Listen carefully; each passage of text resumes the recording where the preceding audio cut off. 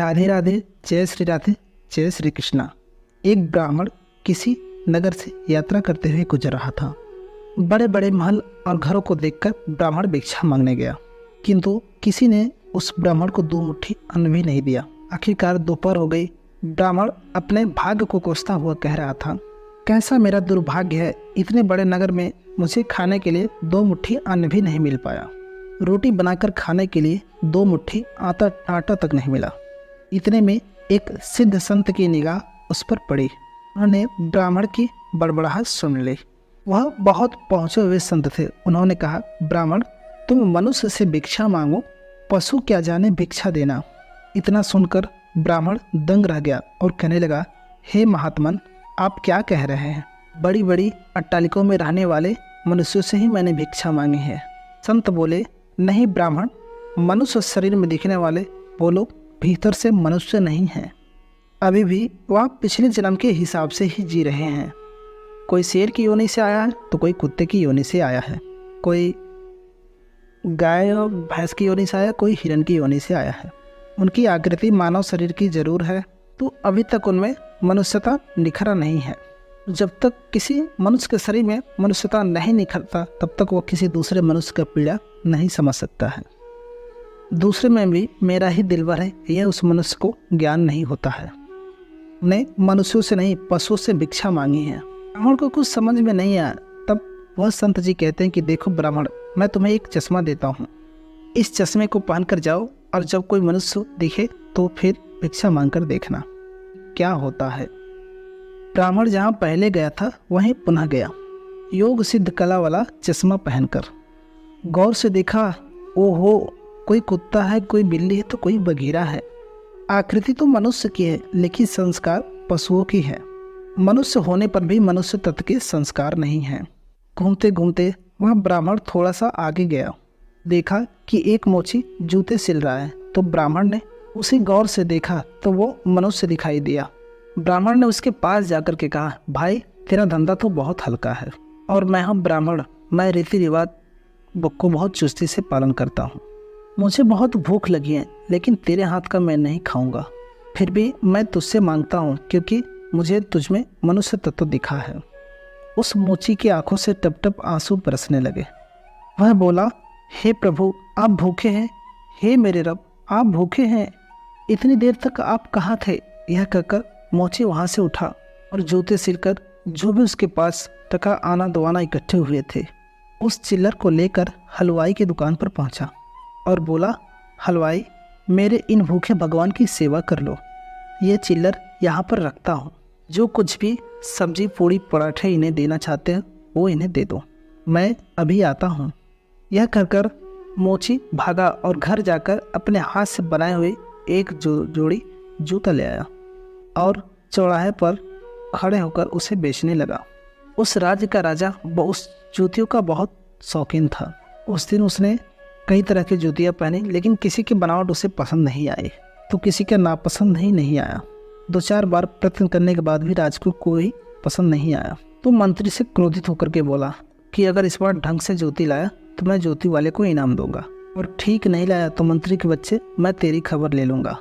दया रूप से मंत्री की नज़र इस मनुष्य के रूप में इस मोची के ऊपर पड़ गई, जिसके अंदर मानवता खिली थी, जिसकी आंखों में कुछ प्रेम के भाव थे, चित्त में दया करुणा थी। मंत्री ने मोची से जूती ले ली और राजा के पास लेकर के गया। राजा को वह जूती एकदम फिट आ गई, मानो वह जूती राजा के नाप की बनी थी, राजा के लिए ही बनी थी। राजा ने कहा कि ऐसी जूती तो मैं पहली बार ही पहन रहा हूँ, किस मोची ने बनाई है यह जूती? मंत्री बोला, हुजूर, वह मोची बाहर ही खड़ा है। मोची को बुलाया गया। उसको देखकर राजा की मानवता भी थोड़ी खिली। राजा ने कहा, जूती के कितने रुपए हुए?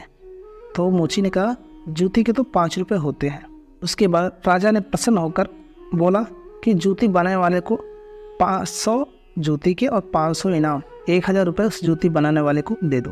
मोची ने बोला, राजा साहब, तनिक ठहरिए, ये जूती मेरी नहीं है, जिसकी है मैं उसे लेकर के आता हूँ।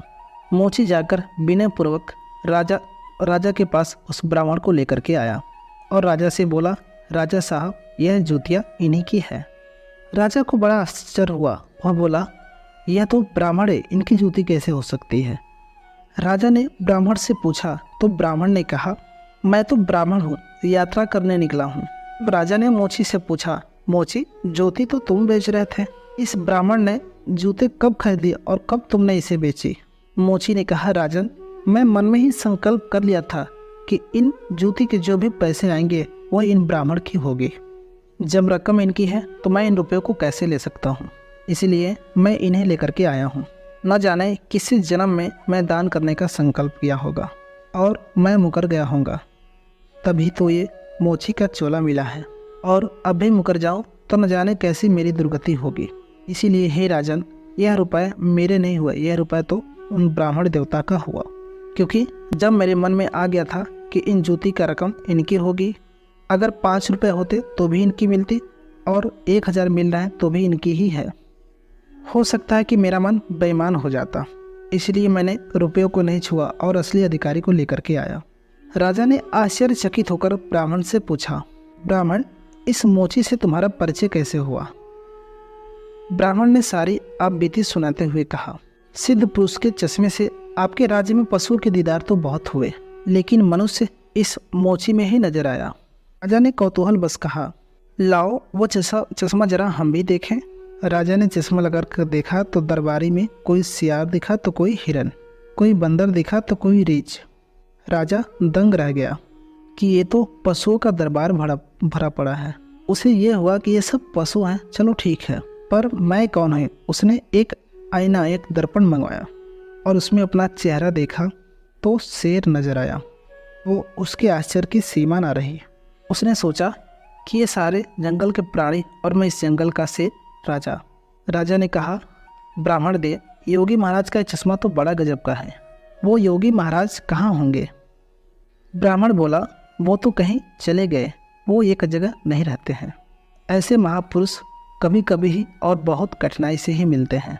श्रद्धावान ही ऐसे पुरुष से कभी लाभ उठा पाते हैं, बाकी तो जो मनुष्य के चोले में पशु के समान हैं, वो महापुरुष के निकट होते हुए भी अपनी पशुता नहीं छोड़ पाते। ब्राह्मण ने कहा, राजन अब तो बिना चश्मे के भी मनुष्य को परखा जा सकता है। व्यक्ति के व्यवहार को देखकर ही पता चल सकता है कि वो किस योनि से आया हुआ है।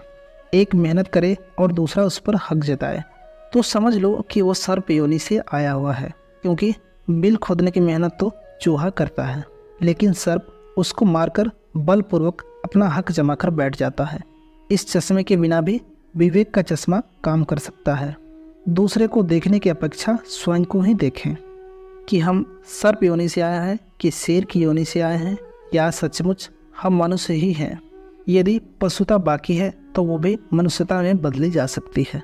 तुलसीदास जी ने कहा है, बिगड़ी जन्म अनेक की, सुधरे अब और आज, तुलसी होई राम को, राम भजे तजको समाज।